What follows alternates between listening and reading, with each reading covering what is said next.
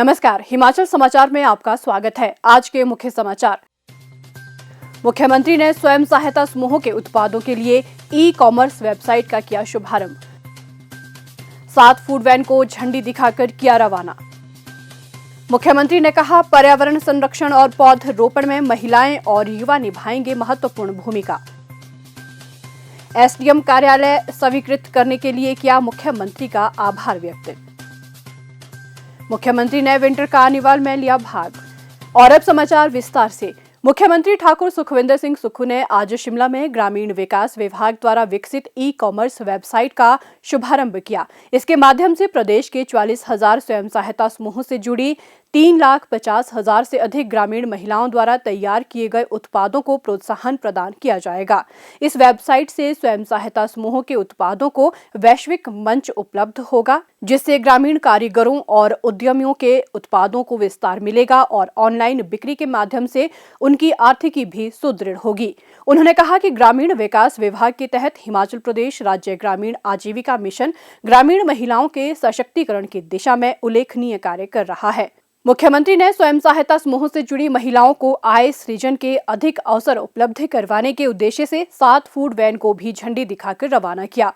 प्रदेश सरकार की ये पहल ग्रामीण महिलाओं को आजीविका के अवसर उपलब्ध करवाने और उन्हें आर्थिक रूप से सशक्त बनाने की प्रतिबद्धता को दर्शाती है। उन्होंने मिशन के अंतर्गत आर्थिक रूप से स्वावलंबी महिलाओं की सफलता की प्रेरक कहानियों की एक पुस्तिका का भी विमोचन किया। मुख्यमंत्री ने कहा कि हिम-इरा महिला सशक्तिकरण की एक मिसाल है और आने वाले समय में इसे और अधिक सुदृढ़ किया जाएगा।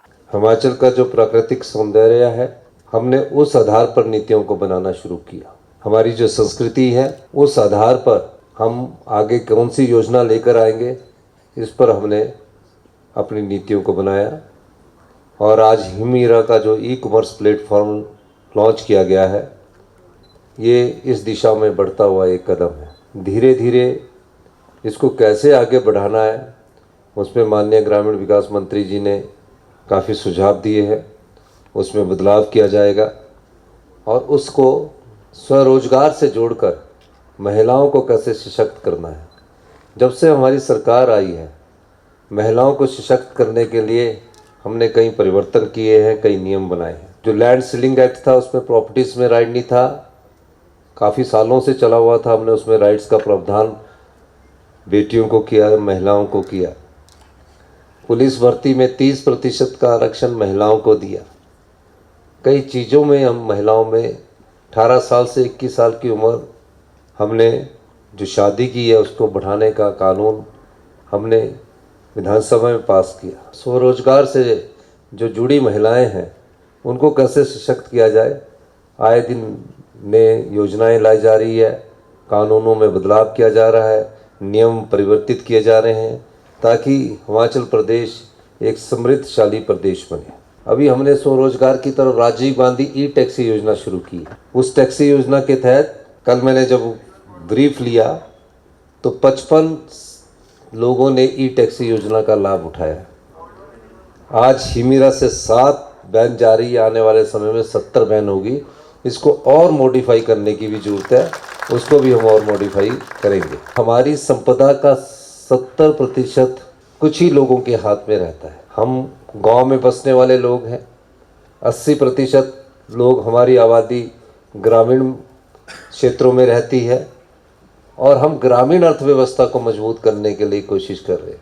आपने देखा कि मनरेगा की दिहाड़ी कभी किसी ने नहीं सोचा था। 60 रुपये की बढ़ोतरी हमारे द्वारा मनरेगा की दिहाड़ी में की गई है, यानी कि आज आप मनरेगा की 300 रुपये के करीब दिहाड़ी ले रहे हैं।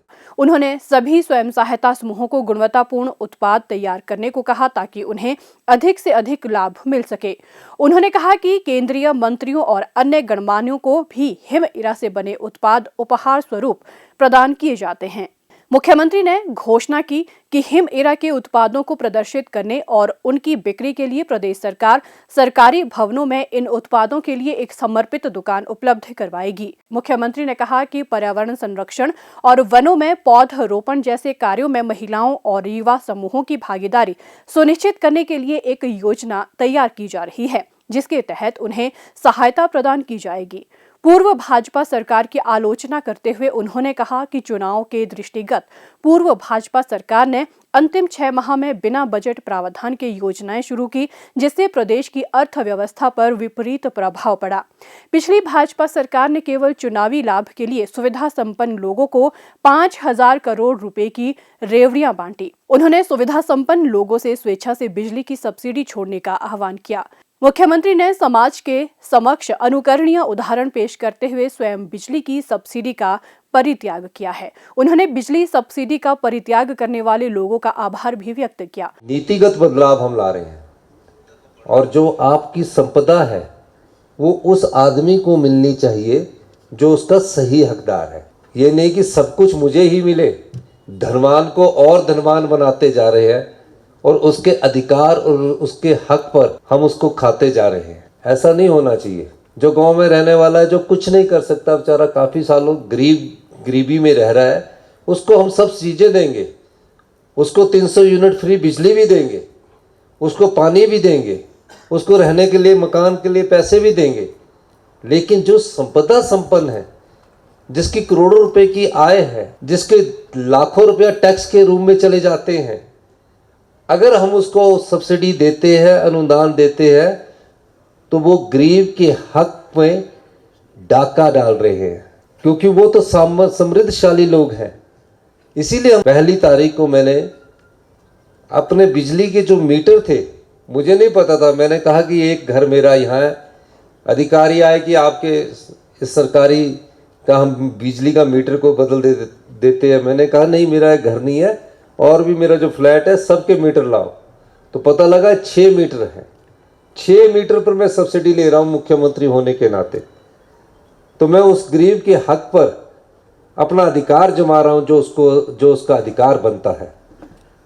और हमने ये सबसे कहा कि जो इनकम टैक्स देते हैं, जो सामर्थ्य है, वो उसको गरीब के अधिकार से उसको वंचित न रखा जाए। हमें उन्हें भी मजबूत बनना है। तो इस दृष्टि से हमने कल अपील भी की है और मुझे खुशी है कि कई लोग खुद ही फॉर्म भर के उस सब्सिडी को छोड़ रहे हैं और कह रहे हैं कि हमें कोई बिजली की सब्सिडी नहीं चाहिए। गरीब पर कोई बोझ ना पड़े और जो धनवान है, जो अमीर है, जो समृद्धशाली है, उसे स्वेच्छा से हर चीज़ का त्याग करना चाहिए। मेरा मानना है कि अगर हम अच्छे मन से, सच्चे मन से, ईमानदारी से सेवा करेंगे तो निश्चित रूप से हिमाचल प्रदेश 2027 में आत्मनिर्भर बनेगा और एक समृद्धशाली और अमीर राज्य 2032 में बनकर रहेगा। शिमला ग्रामीण विधानसभा के सुन्नी क्षेत्र के एक प्रतिनिधि मंडल ने आज शिमला में लोक निर्माण मंत्री श्री विक्रमादित्य सिंह के नेतृत्व में मुख्यमंत्री ठाकुर सुखविंदर सिंह सुक्खू से भेंट की। प्रतिनिधि मंडल ने सुन्नी में उपमंडलाधिकारी कार्यालय स्वीकृत करने के लिए मुख्यमंत्री का आभार व्यक्त किया। प्रतिनिधि मंडल से संवाद करते हुए मुख्यमंत्री ने कहा कि सुन्नी क्षेत्र के लोग उपमंडलाधिकारी कार्यालय खोलने के लिए लंबे समय से मांग कर रहे थे। वर्तमान प्रदेश सरकार ने हाल ही में हुई मंत्रिमंडल की बैठक में क्षेत्र के लोगों की मांग को स्वीकृति प्रदान की है। उन्होंने कहा कि ये एसडीएम कार्यालय क्षेत्र के लोगों के सरकारी कामकाज को समयबद्ध पूरा करने में महत्वपूर्ण भूमिका निभाएगा। पिछले दिनों हम सुन्नी गए थे, माननीय मंत्री जी ने सुन्नी में एसडीएम कार्यालय की बात की थी और पिछली कैबिनेट में उन्होंने उस एसडीएम कार्यालय को घोषित किया है, नगर पंचायत बनाई है।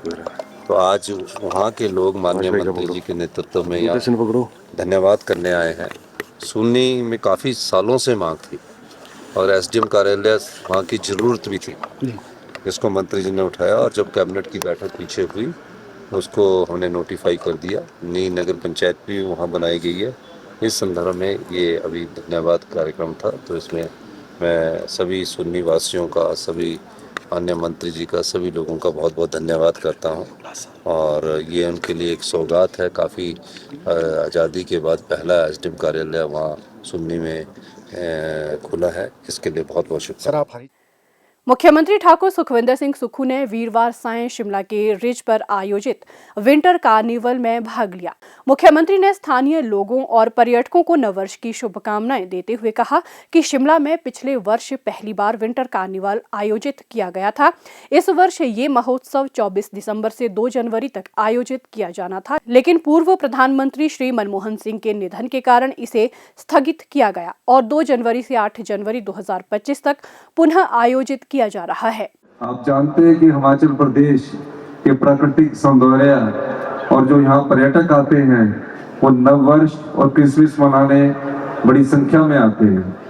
हमने एक विचार मन में आया कि कोई पर्यटक अगर हिमाचल प्रदेश में आता है तो उसका स्वागत किया जाए और जो हिमाचल प्रदेश की अतिथि देव भूमि की संस्कृति है उसको बनाए रखा जाए।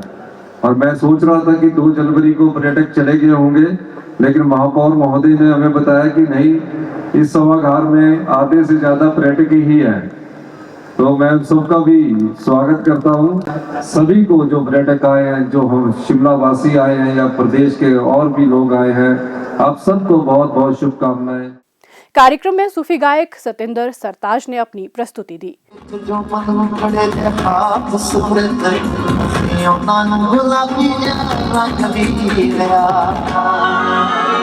आज सुबह सुबह संदली हवा च सोनेहा दे के चंडीगढ़ों गड्डी भी बजाई जा भी प्यार हिमाचल समाचार देखने के लिए सब्सक्राइब करें यूट्यूब चैनल हिमाचल समाचार, लाइक करें Facebook page information and public relations department Himachal Pradesh और सीएमओ हिमाचल, फॉलो करें x@DPRHP और सीएमओ हिमाचल, फॉलो करें इंस्टाग्राम @DIPR हिमाचल और सीएमओ हिमाचल, विजिट करें वेबसाइट www.himachalpr.gov.in। इस अंक में इतना ही। कल फिर होगी मुलाकात। दीजिए इजाजत। नमस्कार।